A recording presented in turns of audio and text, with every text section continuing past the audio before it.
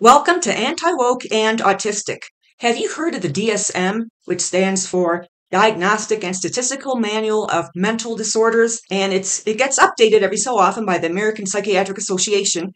It's only a matter of time before the American Psychiatric Association decides to include a new mental disorder called FAD acceptance. Yes, indeed, FAD acceptance is a form of mental disorder. But it's only a matter of time before the DSM includes it in there. They are getting more and more delusional by the minute, especially Marissa Matthews. She's a TikToker. She has a rather large following. Here is one of her TikToks.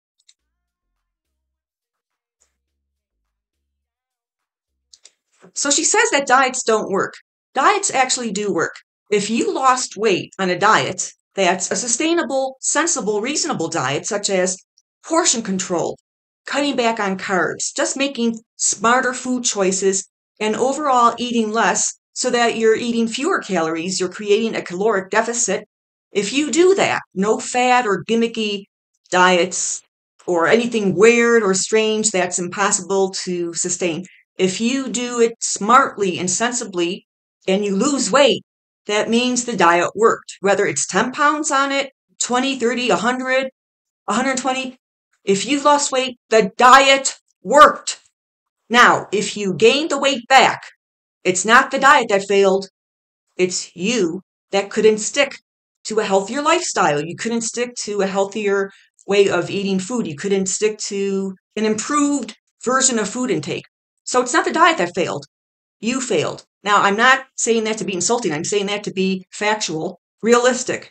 There's no such thing as diets failing when we're talking about a reasonable, sensible, practical diet that is based on portion control, simply eating less than you normally do, and ideally cutting way back on junk food, unhealthy types of food. And then when you add exercise to the picture, both cardio and strength training, you have the perfect formula for permanent weight loss. Remember, if you lose weight on a sensible diet, the diet worked.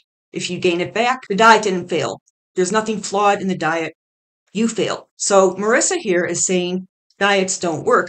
They most certainly do. It's just that the vast majority of people who go on a diet, for lack of a better phrase, to lose weight, go about it incorrectly, or if they regain weight after being on a diet that they lost weight on and they gain the weight back, that means they caved to their overeating habits, binge eating disorder, compulsive overeating, or eating too much food for the wrong reasons. Like they go to parties a lot, they drink.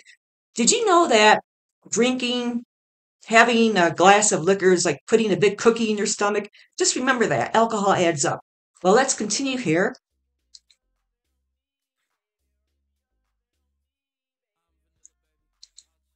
All right, this really gets me. This really gets me. She's talking about if diets worked, then they would stop making money. All right. So her reasoning is if diets worked, the diet industry would stop making money.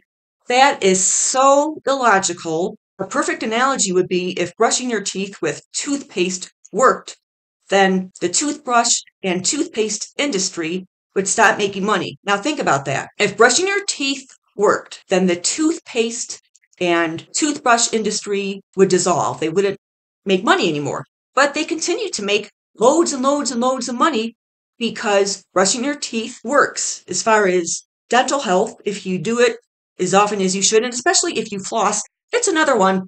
If flossing your teeth worked and did what it's supposed to do, then the manufacturers of dental floss would go out of business.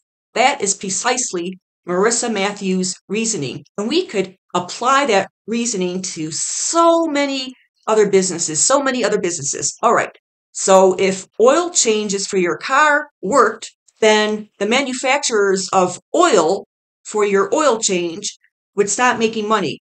You could apply this illogic to an unlimited amount of businesses. She probably didn't graduate at the top of her class. Now, she also says they don't want that, meaning they don't want their product or service to work. Because if it did, you'd stop going to them, and according to her logic, they'd stop making money. It's funny how these people with the mental disorder known as fat acceptance continuously spout out how the diet industry makes money off of vulnerable people, particularly fat people, yet they never make any mention about how much money bigger industries make off of fat people. Like, for instance, the fast food industry, the pizza industry, all those companies, Nabisco.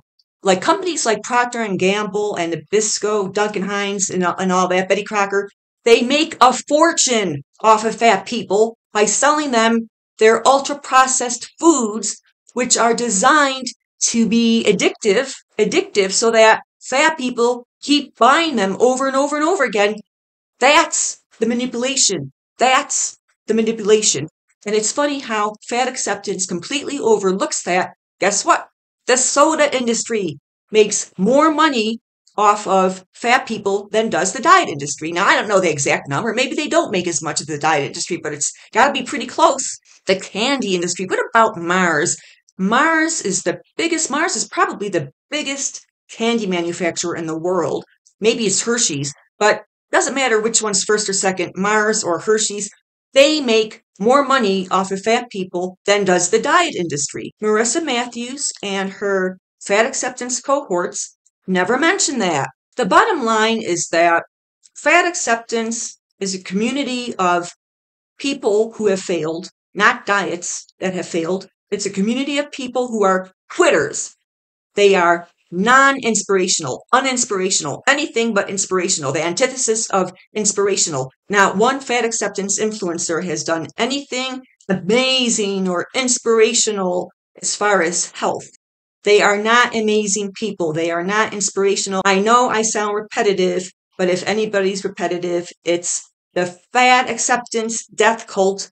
They need to be stamped out. And the only way to do that is for anti-FA people to keep opposing them before their promotion and celebration of obesity gets out of hand, or more out of hand than it already has, and continues to contribute to the increasing prevalence of morbid obesity, including in children.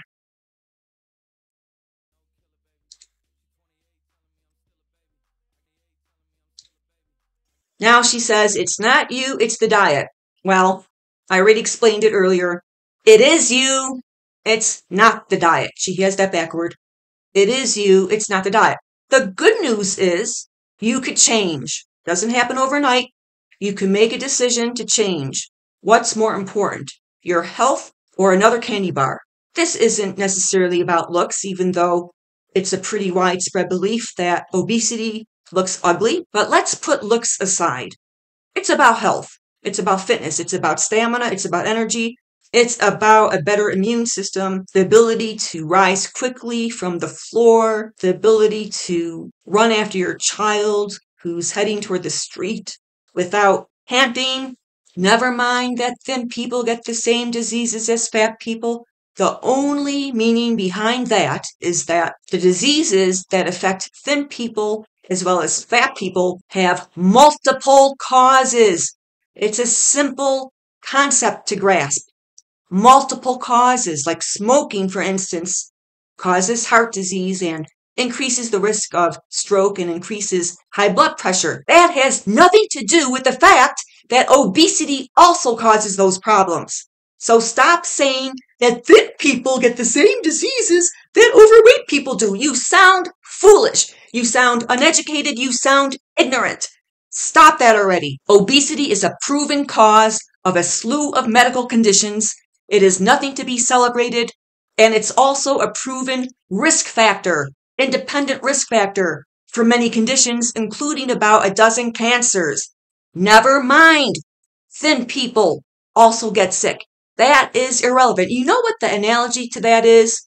That's like saying driving drunk is okay because some car wrecks are caused by sober drivers.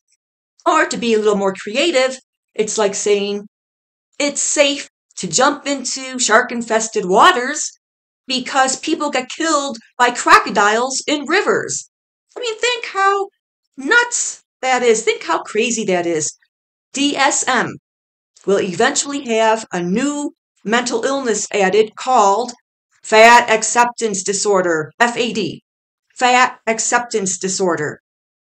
That is my video for today. Now have a wonderful day.